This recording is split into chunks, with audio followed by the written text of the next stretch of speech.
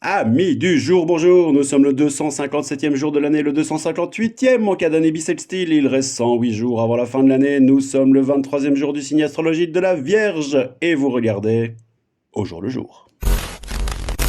Dans la nuit du 14 au 15 septembre 1219, c'est la grande inondation de Grenoble, une catastrophe survenue suite à la rupture d'un barrage naturel à environ 30 km de la ville.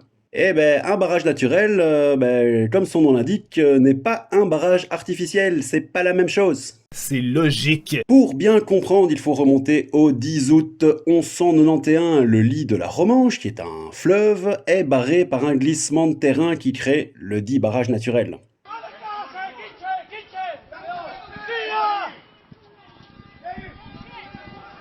Et donc, le 14 septembre 1219, soit 28 ans plus tard, un violent orage apporte un surplus d'eau qui provoque la rupture du barrage à 22 heures et la vidange totale du lac. Et une rupture de barrage, ça donne à peu près quelque chose comme ça.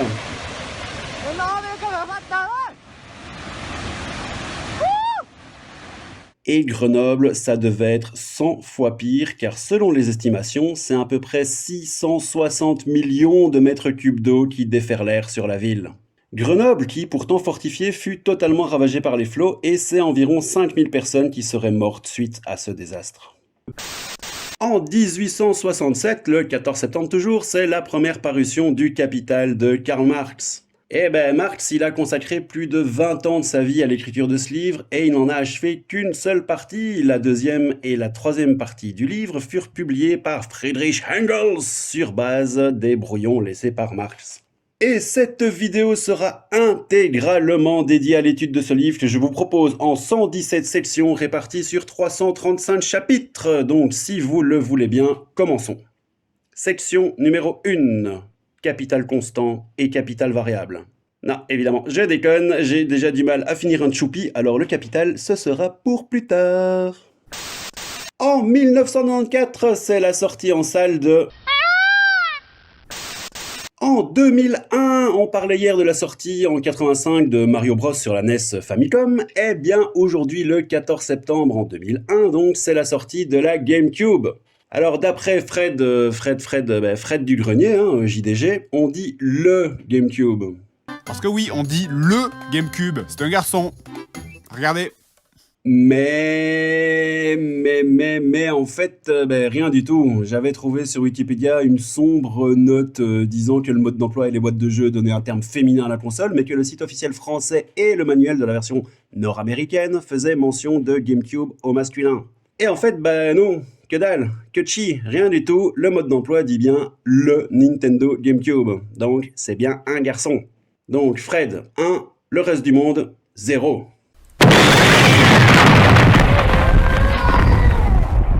Et personnellement, le GameCube, c'est une console que j'aime bien, avec d'excellents jeux, mais aussi des sacrés bouses.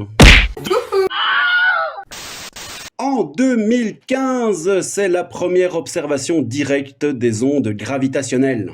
Eh ben, les ondes gravitationnelles sont des oscillations de la courbure de l'espace-temps qui se propagent à la vitesse de la lumière. Levez la main si vous n'avez rien compris. Ouais, moi aussi.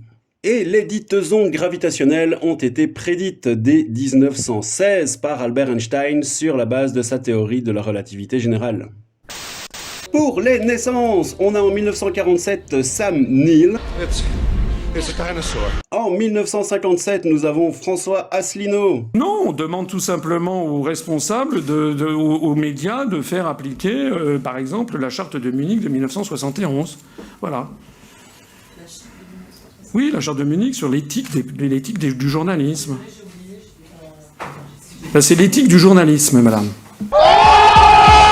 En 1965, nous avons Dimitri Medvedev. En 69, on a Bong Joon-ho, le réalisateur de Parasite. Le film est cool, et puis 4 Oscars dans la même soirée, c'est quand même pas mal.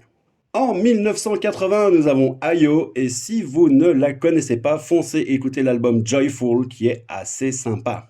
En 1983, on a Amy Winehouse et on a aussi en 83 Arnaud, que vous ne connaissez pas parce que c'est un pote à moi, c'est même un ami et en fait c'est même mon meilleur ami en réalité. Je t'aime ma poule. Excusez, hein, je suis arrivé nerveux, je sais bien, tout est pas de votre faute, hein, mais j'ai l'impression qu'on m'a donné les deux clous de l'IRD. Hein. Au niveau des décès, on a en 1321 Dante Alighieri qui est mort du paludisme, ça devait pas être super rigolo. On a en 1927 Isadora Duncan qui est morte dans un accident de voiture, ou plutôt un accident d'écharpe. En fait, son châle s'est pris dans la roue de sa voiture. Eh ben, ça lui a instantanément brisé la nuque. Alors, je sais pas si vous imaginez le truc, mais ça a dû être bien brutal. En 1982, on a Grace Kelly.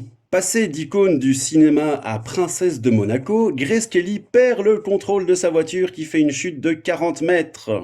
Autant vous dire que là aussi, ça ne devait pas être joli à voir. Et pour l'info, Grace Kelly est la mère de... Stéphanie de Monaco. Et pour en finir avec les décès, on a en 2007 Jacques Martin, 2009 Patrick Swayze, je sais pas comment on dit, Patrick Swayze. Et en 1901, William McKinley. Et McKinley, c'était un président américain qui s'est fait tirer dessus à Buffalo dans l'état de New York en 1901. Et son assassin passera peu de temps après, genre un mois ou deux après, sur la chaise électrique avant que son corps soit trempé dans un bain d'acide et ses restes enterrés à Sing Sing.